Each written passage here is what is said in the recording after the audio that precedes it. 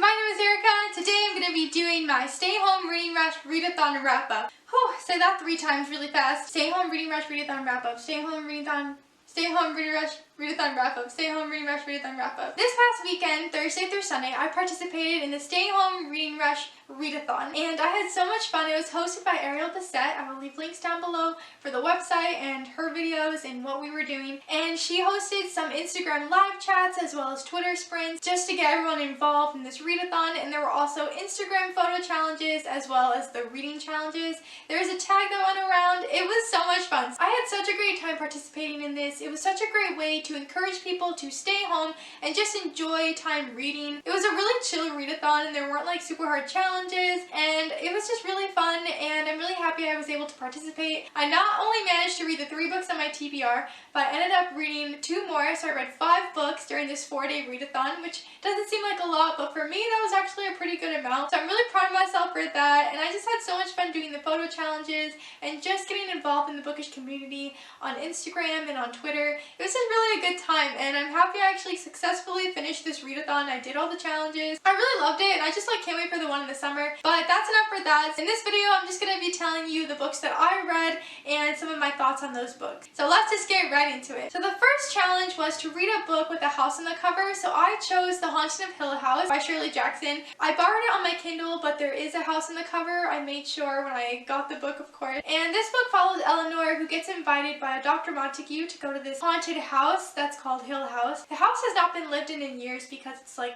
really notorious for being haunted and really scary. So Dr. Montague invites Eleanor, Theodora, and Luke to stay at the house with him just so he can kind of figure out what's going on and what's like happening at this house and why no one wants to stay there. Eleanor is just kind of like whatever about this house. She thinks the people working there are kind of strange, like the housekeeper as well as the guy at the gate. Eleanor acts like she's not really afraid, but then as things start happening, she just like laughs it off and then realizes it is kind of scary. So she's happy when Theodora gets there and Luke, and that they all kind of form this immediate friendship, but they're not like super close, but they like know that they're all in this situation together, so like what else are they gonna do? Things kind of start getting really freaky at the house, so they try to keep the doors open because the rooms feel like they're always changing. They can never find their way around, and Dr. Montague suggests let's hold the doors open. So they like push chairs in front of the doors and just try to find ways to keep them open, but whenever they go to look again, the doors are always shut. So they kind of blame it on the housekeeper. They're like, it's fine, it's just her, but like then they kind of know that this house is actually really weird. Creepy things are happening at night. There's writing on the walls,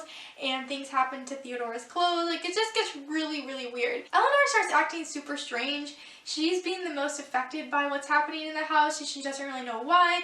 Everyone's just kind of weirded out by her. So basically, this follows their experience in the house, and it's not really haunted with ghosts per se, but the house is kind of possessed basically. So this just follows their experience with this house and Eleanor kind of figuring out what her issue is. I'm not good at explaining it. I was not really that impressed with the book. I wasn't a huge fan of the writing style. It just kind of took me out a lot. It made me kind of confused and not really interested in the story. And I also was not scared at all while reading this. I was a little like taken aback by a few things, but I really wanted ghosts, and I guess there's no ghosts in this book, so that kind of disappointed me. And I just had really high expectations, I think, for the book because I know it is a really popular Netflix show. So I might check that out instead just to get some like scare factor in my life because I love scary things and I hate when like something doesn't scare me, but I don't scare very easily anyway. So I did give it 3 out of 5 stars on Goodreads, but I might bring it down to 2 stars. I just like wasn't a fan. It has really high ratings. I don't know if it's because I read it kind of quick, but I did finish that. I started it on Thursday and then I finished it early Friday morning. Kind of like could not finish it Thursday night because I was so bored and I was so tired. So I woke up early on Friday and finished it. And then after that, the next book I read was How to Be a Good Creature by Cy Montgomery. So this book I read for the challenge, read a book that'll make you smile. Doubled up with this book on challenges and also read it in one room, which was another challenge. Read a book in the same room the whole time. I doubled up with this book. This book definitely made me smile, but it also made me cry a lot. This is basically Cy's memoir, but it's told through her experiences with certain animals and how those animals affected her life and how they changed her and moved her. She grew up really loving her dog, and we learn about that dog and how that dog affected her and changed her life, and then how that love for animals just continued to grow with her. She traveled a lot and got to know a lot of different animals and just developed really special bonds with a lot of different animals. So this follows her life through these animals and how they changed her. I thought it was going to be more of a children's book or like a middle grade book, but I was happily surprised that it was actually an adult novel. My friend Kelly did get this book for me for Christmas, so thank you, Kelly, as well as this cute otter shirt that I'm wearing. I was actually like super impressed with how it was written. It was so lovely and her descriptions were so vivid and just really wonderful, and I loved the illustrations in the book, and I just loved her perspective of animals. It made me really appreciative of the animals that I've gotten to know in my life, and it is kind of heavy at times. Of course, it does focus on some loss and depression, so this definitely is more adult focused than for kids, which I was really like happy about, but it was also really hard to read at times. But overall, I love this book. I read it in one sitting. It was super cute, just really well done. I would definitely recommend this if you're looking for something really cute and something that is different than what you're used to reading. It was just really beautiful, and I'm happy I got to read it for this readathon. The last book I plan on reading was Shadow and Bone by Leigh Bardugo. I read this book for the challenge, read a book set somewhere you want to go, and of course I always want to go to the Grishaverse. I only planned on reading the first book for the readathon. I ended up reading all 3 books this weekend, and I'm so happy I did. I couldn't believe that I actually got through all of them. I was very impressed with myself. So Shadow and Bone is the first book in the Shadow and Bone trilogy, but I call it the Grisha trilogy, which a lot of people refer to it like that. This was Leigh Bardugo's debut novel in this world, and I actually read Six of Crows and Crooked Kingdom before I read this trilogy back in like 2016. The first time I read this trilogy, I was not impressed. I was super obsessed with Six of Crows, so I just really did not feel a connection to the characters like I wanted to, and I just kind of was like indifferent on their story and what happened. So King of Scars came out this past year, and I told myself I was gonna reread this trilogy so I could finally read King of Scars, and I kept putting it off, and I finally took this readathon and read the trilogy again, and I'm so happy I did, you guys. I am so thrilled. I love the Grishaverse, and I loved it in Six of Crows. I appreciate it even more now after rereading this series. I was emotional.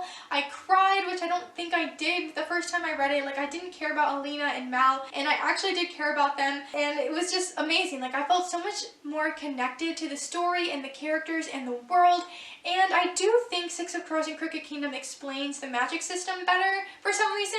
This trilogy does have the really big like high fantasy factor into it, but I feel like she explains things better in Six of Crows and Crooked Kingdom. I'm not really sure why, but that's just, I felt like I had a stronger understanding for it after reading those books. She does such a wonderful job creating this incredible world. The details, the magic system, everything about it just feels so real. Like, it's so new and so fresh to me, and I just love her language, and I love her writing and her dialogue, and just the way she writes characters and their relationships. And I just felt such a deeper love after reading it. Like, this series did not affect me the first time I read it. Like, I liked it, but I was just kind of like, eh. Like, the story didn't stick with me like Six of Crows did. Now, like, I'm obsessed. Like, I feel so moved by it, and I love side characters that she's written. I love Jenya. I love her so much. I can't really go into too many details explaining this series without, like, giving spoilers, but basically we have a boy and a girl, Mal and Alina. They were raised in an orphanage after losing their family. They don't really have any memories of who their parents were or anything like that. They just know the orphanage. Throughout all these years, they stuck together. They're working with the army. Alina is a map maker, and Mal is a tracker, like a really good tracker. One day, they are going into the fold, which is this like really dark, scary, messed up area that was created on the land. And they are going into there, and they get attacked by these creatures called the Volcra. Alina's powers emerge. They realize she's a Grisha, and they call her the Sun Summoner because she can summon light, which is a really rare thing that most Grisha can't do. Like, this is not a thing.